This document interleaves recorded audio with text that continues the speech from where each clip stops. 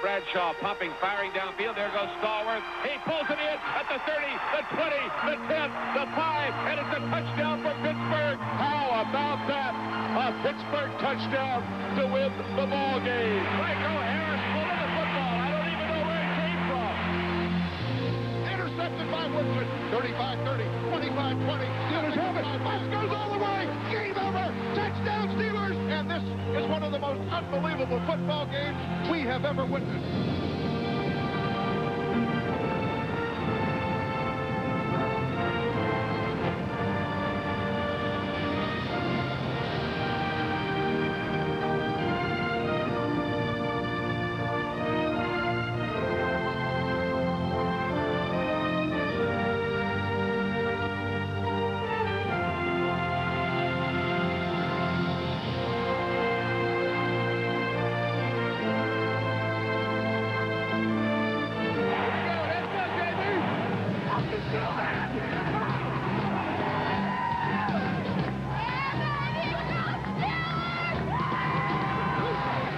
In their final season at Three Rivers Stadium, the Pittsburgh Steelers traveled a road filled with unexpected twists and turns. It was a year of streaks, both good and bad. And just when you thought you knew where the Steelers were headed, their season went in a different direction. Down the middle of the field, it's a grab by Plexico at the 25-yard line. He's pushed the ball. He wasn't down. He wasn't down. Nobody touched him. Yes, he was touched. Nobody touched him. Oh, my God. What are you thinking?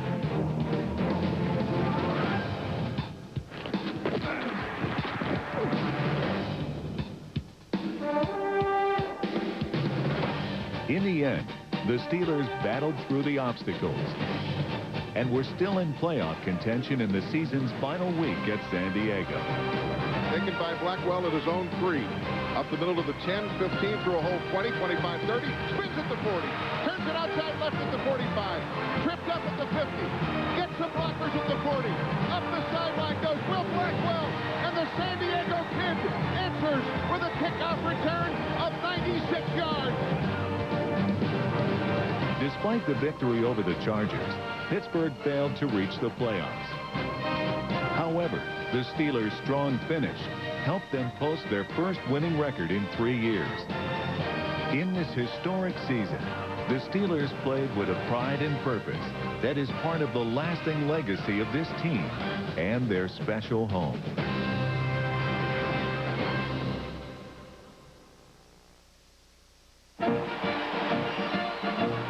What can you say about not having the right protection? Well, mister. Throughout the year, the Steelers were poised between their proud past and their promising future. At the start of the 2000 season, however, the team appeared to be a work in progress.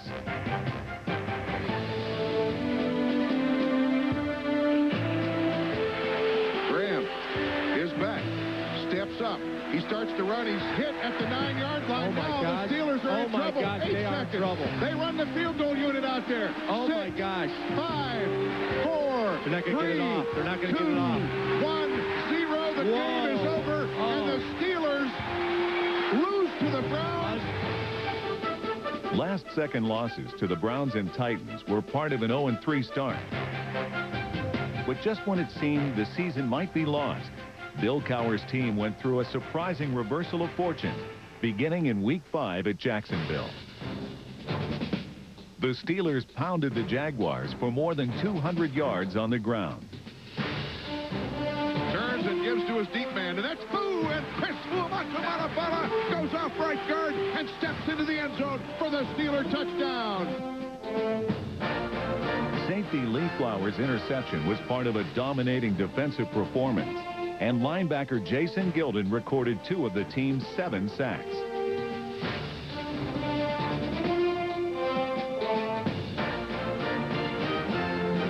The Steelers completely overwhelmed the Jaguars, as second-year defensive end Aaron Smith added the first 2 sacks of his career. This victory marked a dramatic turnaround to the Steelers season.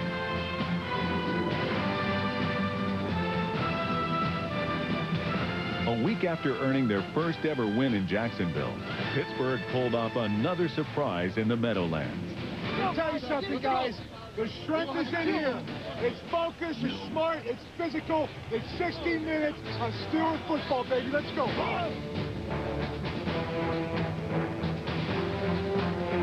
Against the undefeated Jets, the Pittsburgh defense forced 4 takeaways, including free agent safety Brent Alexander's first interception as a Steeler.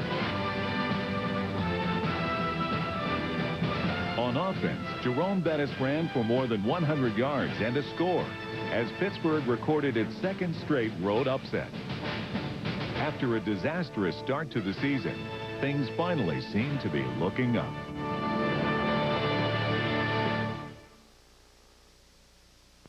Hi, I'm Art Torsella with Tobin Automotive. In our community, we have over 100 children waiting to be adopted. In Week 7, the Steelers returned to Three River Stadium looking for their first home win of the season. Down to 3 seconds, but he gets the play off in time. He's back. He's going to throw it down the middle. Pass is caught. First down to the 50. Hinesworth breaks the tackle. 45-40. 35-30. Hinesworth is going up that sideline for the Steeler touchdown. He takes it 77 yards. After gaining the early lead, Pittsburgh completely shut down the Bengals' attack. Linebacker Joey Porter led the way with a career-high 3 sacks, a forced fumble, and a safety to help the Steelers even their record at 3-3 with their first shutout in more than a year. He gets the snap in his own end zone. He's going to run it. Hits hit for the safety. The Steelers bring up a safety. And fittingly, a guy who's been a big part of that defense today, Joey Porter, gets the deuce. The following week, the defense held the Browns to 104 total yards, and cornerback Chad Scott had one of 3 Steelers interceptions. Kicker Chris Brown connected for a career-high 5 field goals, as the special teams had one of its best all-around performances of the season. Racing under the punts of Josh Miller were covermen like John Fiala, Jason Simmons, Ainsley Battles, Richard Huntley, and Hines Ward.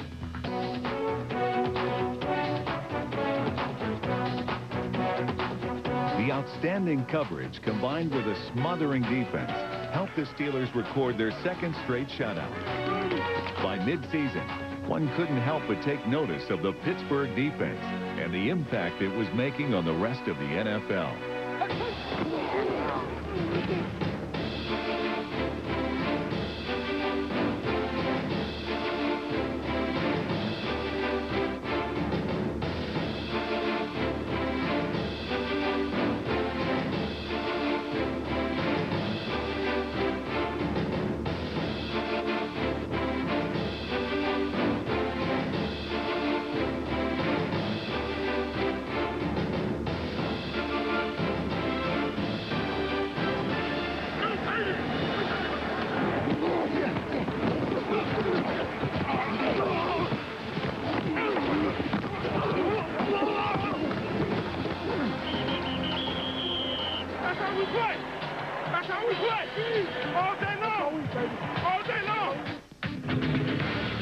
Linebacker Earl Holmes led the team in tackles for the second straight season, but the unit was also bolstered by several new faces. Number 67 free agent nose tackle Kimo von Oelhoffen solidified the middle, while second-year defensive end Aaron Smith was the unit's most pleasant surprise. Another second-year man, Joey Porter, exploded into the big play linebacker the Steelers expected.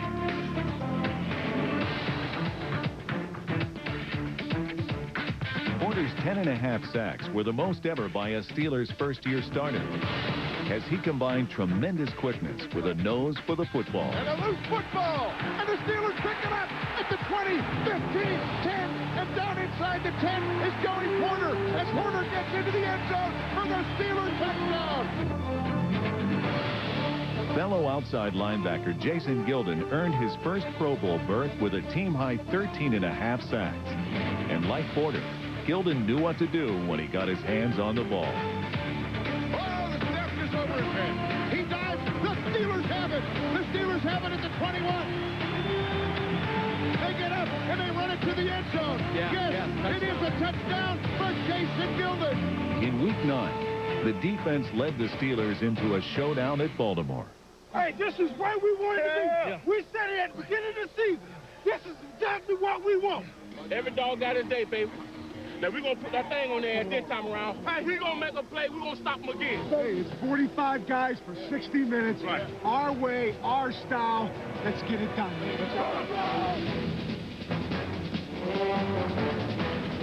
For the fourth straight game, Pittsburgh's defense did not allow a touchdown.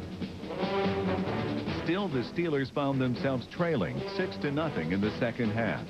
Stay together for 60 minutes. Let's go. Now stay after. Stay after. Stay after. Whatever it takes, man. Whatever it takes. Let's go. Believe you can do it. Let's go. Play action fake. Back is Cordell. He's going to air it out. And there's a man open. Hines Ward is open. He's got it inside the 10. And he's got a Steeler touchdown.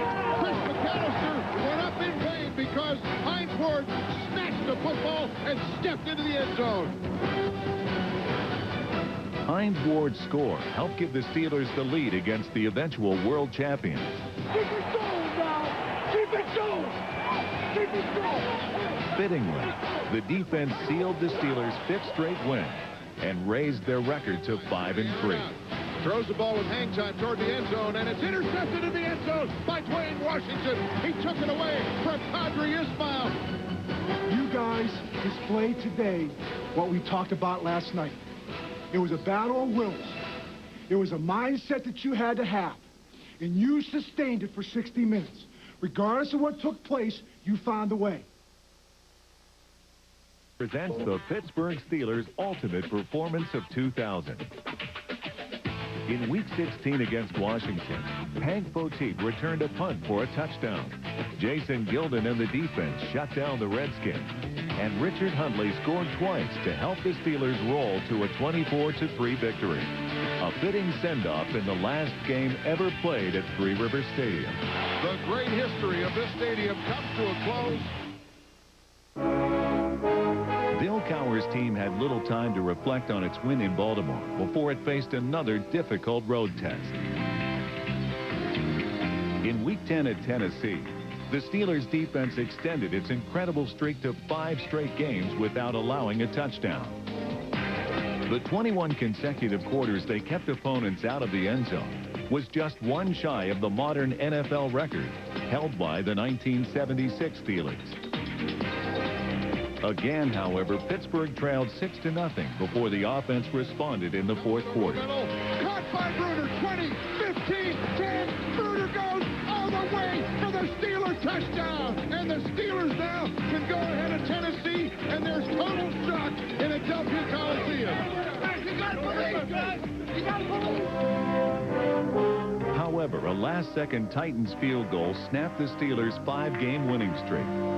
It was the first of 3 straight losses, which included a painful overtime defeat against the Eagles. At 5-6, the Steelers needed to turn their season around quickly. And in Week 13, Cordell Stewart and the offense finally exploded. Back is Cordell. Down the field, a man's open. We got a touchdown for the Steelers. Hines Ward from 34 yards out. At Cincinnati, Stewart ran for 1 score and threw for 3 more. Here's Cordell. Deep drop. He looks.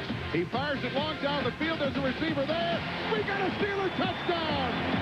The turn and the give to the bus. He rambles forward. He walks into the end zone for the touchdown. Jerome Bettis surpassed the 1,000-yard mark for the 5th straight season. And the Steelers produced their biggest point total of the year. Offense get paid too now. Hey, offense get paid too. Good go. We can score some touchdowns. Believe that. Here's the give to the bus. He's off left tackle, and he walks into the end zone from 10 yards away. And there's an avenue for the bus, and the bus says, I'll take that avenue. It's Easy Street. Clearing those streets for the bus were number 65 Rich Tilsky, Wayne Gandy, number 66 Alan Faneca, and rookie Marvell Smith.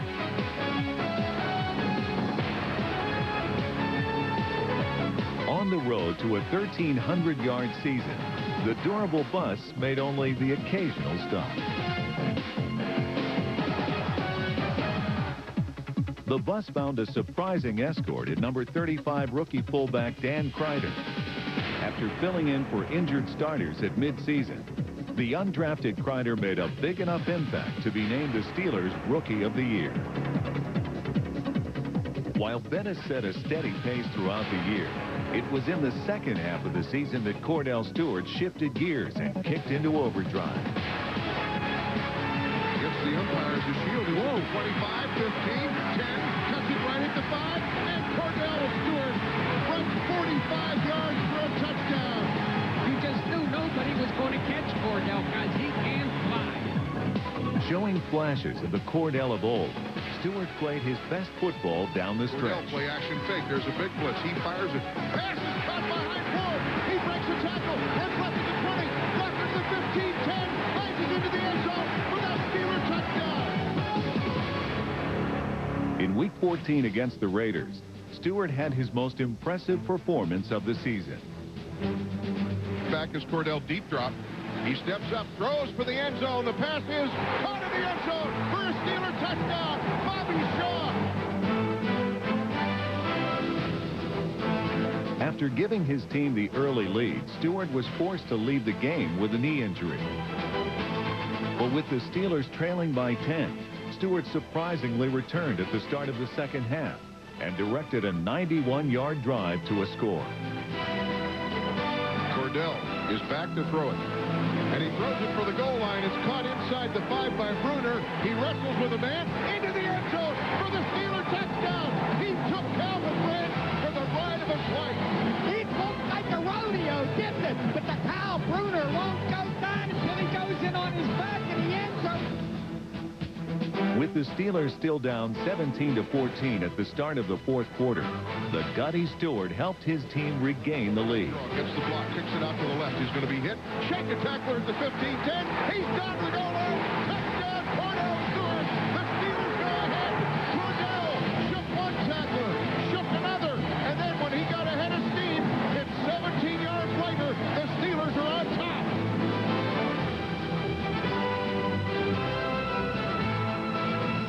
Stewart's courageous return from injury was an inspiration to his teammates, and his tremendous effort put the Steelers ahead to stay.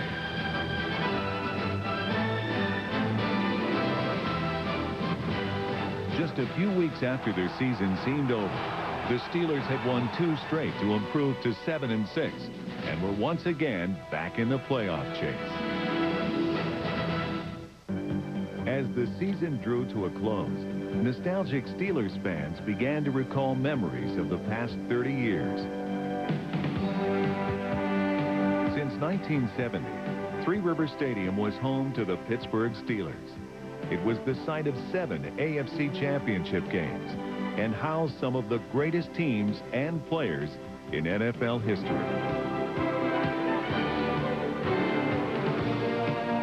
The images are frozen in time, and the memories will echo forever.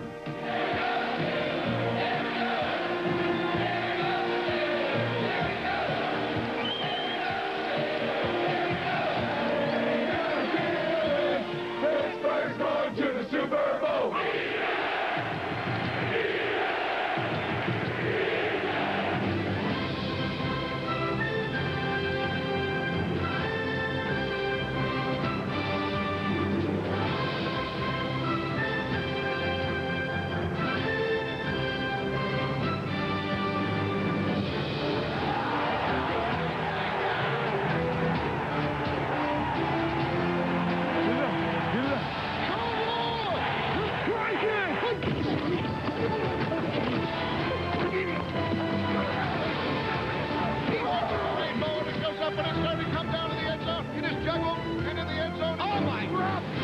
The ball hit the turf, and this is one of the most unbelievable football games we have ever witnessed. And there's a collision.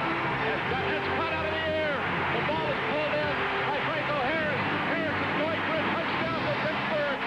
Harris is going. On February 11, 2001, the stadium was officially laid to rest.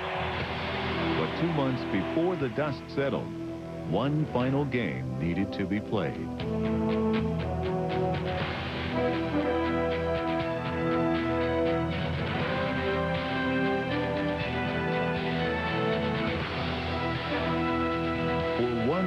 afternoon, this historic stadium would come to life.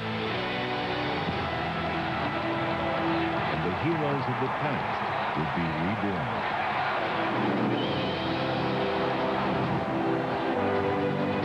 In the final game ever played at Three River Stadium, Steelers legends were on hand to witness a fitting send-off by their present-day counterparts. Poteet takes it at his own 47, cuts it right, turns at the 50, steps out of the tackle at the 40, 35-30, only the punter to beat. A move, he's at the 15-10, Poteet's into the end zone, and Poteet, 53 yards on the punt return, and Three Rivers is gone crazy.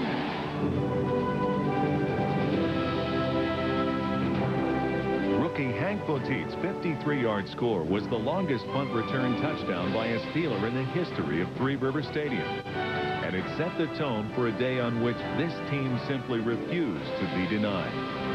He throws it down the field. It's caught at the 40-yard line. First down by Albert Connell. Oh, it's intercepted. The Steelers steal the ball. They take it away from Connell. It was Chad Scott who came up with a football. The give to Richard Huntley. He waits, gets a block, turns upfield, 25-20, 15-10. Helps a man at the 5, and he lunges into the end zone for the Steeler touchdown. Richard Huntley would not be denied. And the flash bulbs are popping, and the clock winds down. The great history of this stadium comes to a close. On one misty afternoon, 3 decades of Steelers said goodbye to this historic football landmark.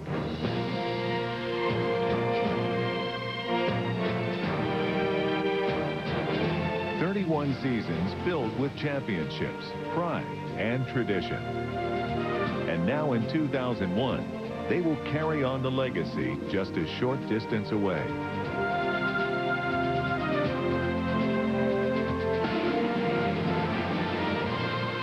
In the year 2000, the Pittsburgh Steelers displayed renewed toughness, commitment, and belief. They were once again winners, and now look ahead to a season filled with promise and purpose. Their old home is now a thing of the past, but the legacy of the Pittsburgh Steelers and their historic stadium will always live on. NFL team